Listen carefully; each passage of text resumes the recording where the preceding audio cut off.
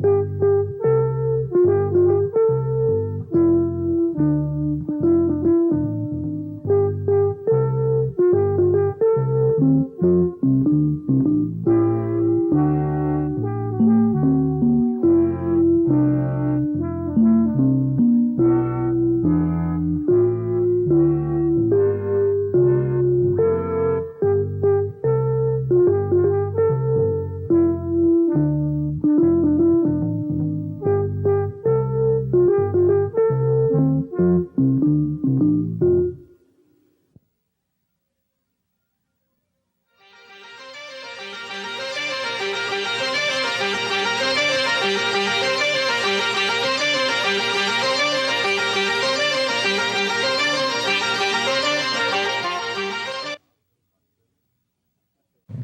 welcome to Tea with Tosh. I'm Tosh Berman.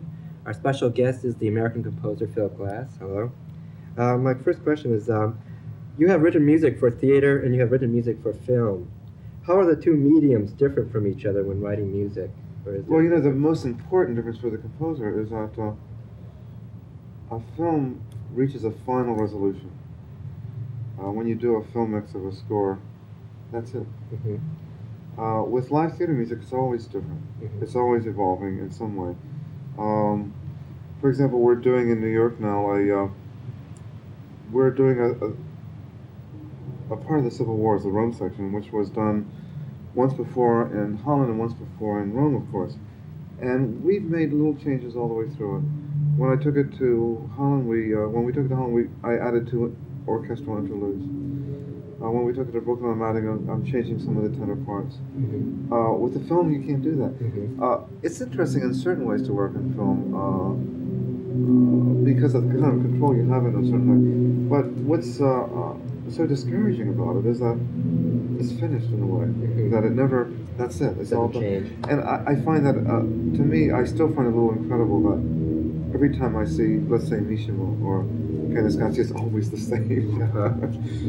Of course, that's the nature of that medium. But I think you have to remember, I don't work in that medium very much. What was the working process on Mishima exactly? Well, Mishima was, it's an unusual, that was the first film that was done as a first narrative film I did. The film, well, which, it wasn't a very commercial film, but it was done within the recognizable framework of Hollywood film, in the sense that there are characters and development and story, and it was done with 2 big film companies, Warner's and Toho. So Paul Schrader and John Bailey are both very experienced in that world. But in terms of the music, it was Paul's film, and he came about it rather differently in terms of the music. For one thing, he showed me the script about a year before it was shot. Mm-hmm. And already that's a big, usually the composer comes in at the very end, and usually you get a call about 3 months before they're mixing, and someone says, well, would you like to do music for this film? And you say, well, when are you going to shoot it? And they said, oh, we already shot it. Mm-hmm. So it's too late for me to do anything interesting. I never do it. Paul approached it very differently. He brought me the script, and he brought me some books of Mishima's, the Japanese novels. The film is about the day in his life when he, or the last day of his life, when he committed suicide, the ritual suicide. Mm-hmm. And we began to talk about the possibility of my working on this, and it was a very complicated structure, that particular film. It was in 4 chapters, as Paul called it, and there were 3 narrative modes, one in the past, and one in the near past, and one in the present. And he wanted a musical score that would reflect that structure and sustain it in some way. In effect, what I did actually was I wrote the music to the script, mm-hmm. And he cut the film to the music that I wrote. After I finished writing it, I recorded it on a synthesizer, so we didn't do a final recording of it. I went to Tokyo also, and I watched some of the film being shot. I probably read 12 or 14 books of Mishima, and I was kept current on the developments of the script, and I met the actors, and I met Eiko Ishioko, the designer. Mm-hmm. We looked at the designs. I treated it very much like a theater project, actually. Mm. She showed me models of the sets before it was shot. It was basis on it was based on the models and the script that I wrote the music. Also, I knew who the actors were going to be. And Paul then cut the film to the music, but he also, in doing that, my times were very approximate. I did it in a very simple way. The script was about 110 pages, and the film was 100 minutes, and I figured it was a minute a page. And it wasn't that far off. I mean, you could be 15 or 20 seconds off, but a 2-minute page would not be an 8-minute scene. Yeah. You know, it would be 2 minutes and 10 seconds or 1 minute and 45 seconds. So Paul then, when he needed more music for the music I provided, he either looped it and added to it, or he simply, if it was too long, he simply cut it. So then he handed back the tape to me, and I had to then rewrite the music to fit the new timings. In effect, I wrote the score twice, which is probably why no one does it this way. It's twice as hard to do it. But it allowed the music to actually, it allowed Paul to cut to the real sound of to the real sound that he was going to be having. And the music provides a very specific emotional point of view to a film. Anyone who's experimented with a television and a record player knows that. It tells you how to feel about what you're looking at. It provides the emotional framework that you see it. So it's incredibly important. And of course, the people that master that, people like Hitchcock or so many of the Bernard Herrmann, Herrmann and some of the great Hollywood composers who knew that. They could provide I think we're often not so aware of how much the score provides for us. But Paul's always been very sensitive to music, and he wanted to work in this way. I think we managed to do something very integrated that way. It's funny because listening to the record, I get like a picture, like a portrait of Mishima. It was done that way. It was done. Work. One of the reasons Paul asked me was I'd become something of a portrait specialist, having done 3 or 4 before that. The 3 were operas: Einstein, Satyagraha about Gandhi, and Akhnaten about the 18th dynasty pharaoh Akhnaten. I also did a theater piece based on the life of the photographer Muybridge. Photographer. Yeah, the photographer. And so that was done. So I had done 4 of these, and I had learned how to do that. It was very. I had discovered a personal process for doing that, which for me meant becoming very immersed in the subject matter. I worked out of the subject matter entirely. With Gandhi, I read so many of his writings. His autobiographical writings, his letters. I went to India. I went to the places he lived. With Einstein, I did a similar kind of research. With Akhnaten, I went to India. In other words, I immersed myself in that character, and I don't write any music for maybe a year. And then at the point where I formed a very clear, admittedly subjective and personal picture of that person, I can write the music very easily. But I allow about a year for that to happen, and I did that with Mishima. I read the books, I thought about Mishima, I saw endless photographs of all matters of him and different times of his life. I met people that knew him. And at a certain point, I had formed my Mishima, if I can put it that way, who he was for me. And the music was that. So that it really was a portrait in that way. And I think, in a certain way, it's from my point of view, it's very accurate. It's an emotionally accurate picture of how I see it. And I think it's my conviction of it that is partly conveyed in the music, that it comes through on the album. I mean, I get a definite picture of Mishima. The music portrait. He was also have a different one, obviously, but it grew out of my connection to the material, or how I connected with that material. The material being novels, photographs, people that know him, the script itself. Many conversations with Paul Schrader, John Bailey, and Eiko Ishiyoko, these are the 3. Paul's the director, but John and Eiko and myself we were almost like collaborators with Paul. And that's what he wanted. He was really looking at it that way, and that's why I agreed to do it. Generally speaking, I don't do much film work, but this was so unusual, and I saw an opportunity to work in a way that was meaningful for me. Have you been offered more film work? Never. Never? That's strange. Not really. It's easier to work with other people than me. Paul, when he came back from the Cannes Festival, we got a couple special prizes for artistic contribution.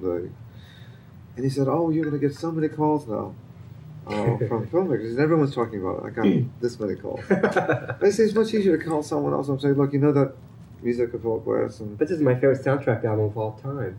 yeah, but if you were a film producer, you don't Yeah, I want to understand. fool around with someone like me. I want 6 months or 8 months, and Yes. I have to be at the mix. That's not a big problem. It's not worth it for most people. Another question: when you compose, do you visualize it? Do you visualize the music or image when you compose? Well, there are two kinds of visualization. You talk about the image. Or I'm the talking more music. like something you see, and then you, for instance, like writing. I mean, do you hear it in your head? Yes. Or In do you the see an end- image like a tree, and you think of a musical counterpoint to it? It's hard to say. It's hard to know where these ideas come from. I don't know myself. When I'm doing this concert tonight in Los Angeles, Songs from Liquid Days, and we've been rehearsing it, and as we've been rehearsing it and playing it, and I'm trying to remember what I thought about when I wrote it. I can't remember. And I think, well, what was it like before I wrote that? What did I think of it? I can't remember. The music is there, and once it's there, it seems like it was always there. In that moment when it isn't there, it's that mysterious moment, and I just blank out on it. Obviously, I get through it somehow. It's not the blank page syndrome which writers talk about, or the empty canvas that the painters talk about. Though I have no fear of it in the sense I experience it regularly every day, but and I do it without fear, but I also do it without comprehension. So I can say that that part of my own process is unknown to me. On the other hand, I come to the process very well prepared in many ways. I talked about how I prepared in terms of material, but there are other ways one prepares too. In terms of my musical technique, in terms of my background, in terms of the fact that I began writing music when I was 15, and that means I've been writing music for almost 35 years now. That I played a lot of music. So everything of my training prepares me for the moment, and everything that bears on that project prepares me for the moment. And then I don't think about it very much about the moment itself, but so much goes into it that I think there's very little self-awareness left to watch what I'm doing. Well, you're putting a book together, I believe. I finished it. Oh, you finished it? What do you think of that? I'm so pleased. I thought I would never get it done. Okay, and it's a book on your first 3 operas? Oh yeah, it was so difficult to write. I mean, that was really, I never have to force myself to write music, but writing that book was a real. I had to get up every day, and I wrote it on this yellow legal pad type paper, and I made myself do 15 pages a day. What is it? Is it sort of like a diary? Or No. What it was, what I thought would be interesting would be to talk about the process of how the operas were written. Because the way we're doing operas now is very different from the way they were done in the past. The way we work now, when I say we, I mean my generation of music theater people, of which there are getting to be quite a few now. The work is not the vision of one man, the way Tristan was, or Marriage of Figaro was. Even with a librettist, usually the composer, it was his work. The works are really joint works in many ways. Einstein on the Beach was a very good example of that, where Bob and I came together, and together we, over a period of a year, we worked out how the opera would be. I didn't write the score, nor did Bob, without Bob, nor did Bob invent the piece without me. So these are really joint works in many ways. What is the working process on Einstein on the Beach like? I mean, what was the process? Well, we began shortly after we had each completed a project. It was 1974, and I had finished a large work called Music Control Parts, and Bob had just finished a work called Letter to Queen Victoria. And I think we met actually at the opening night of Queen Victoria. It was at a party at his loft. And, though we had been working in New York together, we had both been working in New York, we had never met. And I knew his work, I had seen it before. I saw Life and Times of Joseph Stalin, a 12-hour work. Bob was into epic works from the beginning of his career. And we thought, well, let's meet and talk. I think we liked each other right away, and I think we just felt that there was a possibility of doing some work together. And we were at that moment when we could do that. And we met every week, the same day at lunchtime when we were in New York. And we began to discuss doing a piece together, and eventually we began with the subject matter, and Bob suggested several subjects, and I suggested several subjects. I think he suggested Chaplin at first, and I didn't see how to do Chaplin. He was such a wonderful performer, I didn't see how you could have a performer doing him. Of course, IBM figured out how to do that, but at the time I didn't know how to do that. And then I suggested Gandhi, which became my second opera. And it didn't connect with Bob. He just didn't. Didn't mean the same thing. Not that it had to mean the same thing, but it didn't have the. It didn't seem meaningful to him the way it did to me. I think finally he said Einstein, and that clicked for both of us. And I think probably our age, we were both men who were young boys when the first atomic bomb went off, and suddenly there was an Einstein craze all over in America. If you were growing up then, Einstein was in the papers. He was kind of a celebrity. The man that the theory, relativity, and people were talking about. There were lectures about it, and so everybody was talking about that.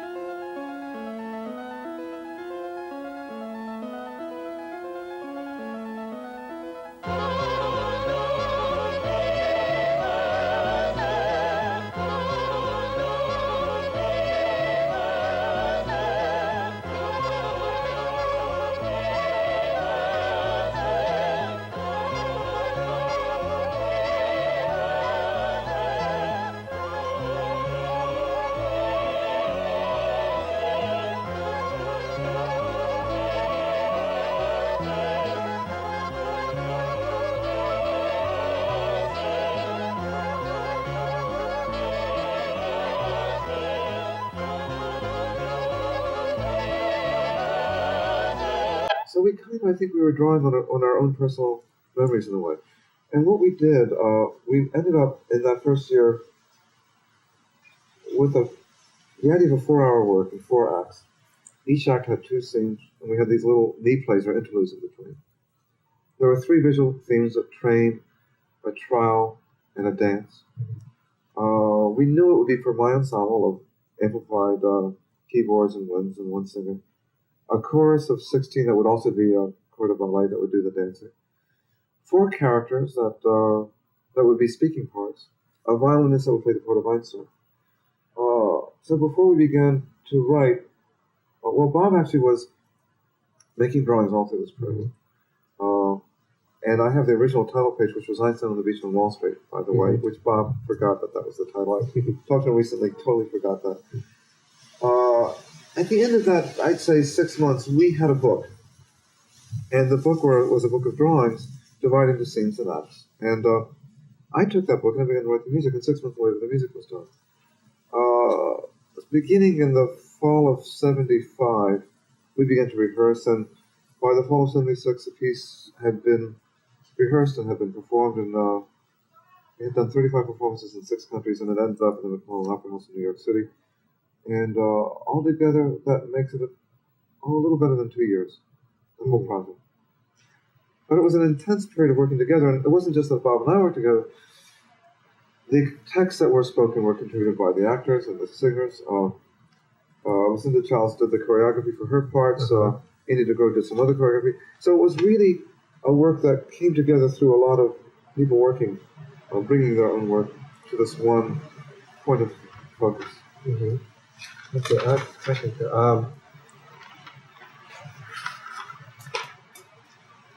What do you think of the classical music establishment? And have they been supportive towards your work at all? Well, it used to bother me when I was younger that I never got a Guggenheim grant or a Koyaanisqatsi award or there are all these prizes and awards and grants for composers, and I didn't get any. And then later I realized that they weren't for me; they were for other people. It didn't bother me so much. I applied for Guggenheim 11 times. Never got it. Finally, I got to be 45 and I was too old, or whatever the age was. I was too old. But it was at the time it was a little bothersome because I didn't have any money, and I didn't begin to make a living until I was 41. Though I'd been working with the ensembles since my early 30s, so I had to do a lot of odd jobs. But then again, most American artists do that. the typical rites of passage for an American writer or painter or poet or musician is to they wait on tables or they drive cabs or they do anything, grab measure. What's the story? The story I heard about you driving a cab and somebody was going to see Einstein at the beach? No, they weren't. It was about 2 weeks after Einstein. And they saw my picture and they saw my name and they said, "Oh, you have the same name as a very famous composer." Yeah, then a week after Einstein, I was working again. But that was 76, so that would be 11, 10 years ago. I was still working then. But, I was doing these what we call day jobs. That's very typical. That's not unusual in America, and I don't think anyone is very bitter or unhappy about it. There are a lot of the things we get from being part of an American culture is so much more positive, and being part of this culture at this time is it's so much more stimulating. I don't think in ways that would be nice if it were easier, but I don't think anyone really worries about too much. But I guess when I began to do this kind of music, it was the kind of music that people, it made people either run out of the concert halls or they threw things at us or they had fights. This doesn't happen anymore, not so much anyway. A little bit in the papers, but it was the reaction to the music was very violent. It was very different from what people thought contemporary music was supposed to be. Of course, the people I'm talking about were people who were teaching that in the music schools. Yeah. But it was obvious to me that if anything that was taught in a school couldn't be the avant-garde. And by definition, how can it be? If you're teaching it to kids, how can it be new? Obviously, it isn't. And the music I was doing wasn't like what was being taught in schools. It wasn't part of the mid 20th century tradition of serial dodecaphonic contemporary music. The earache variety for the most part. About it, and it didn't really matter in the long run, but it meant that I was very much on my own from the very beginning. Once the music, this kind of 20th century music, became part of the world of academic music, it was just something that you taught to kids. It just wasn't interesting for me. And myself and many people of my generation began to try to do things with it in a different way, with a different kind of musical language. And that got people upset. But then again, there really was no need to. After all, we weren't trying to get their jobs, at least I wasn't. So. But there was a kind of a certain antipathy developed about people like myself who decided to go in a very independent way.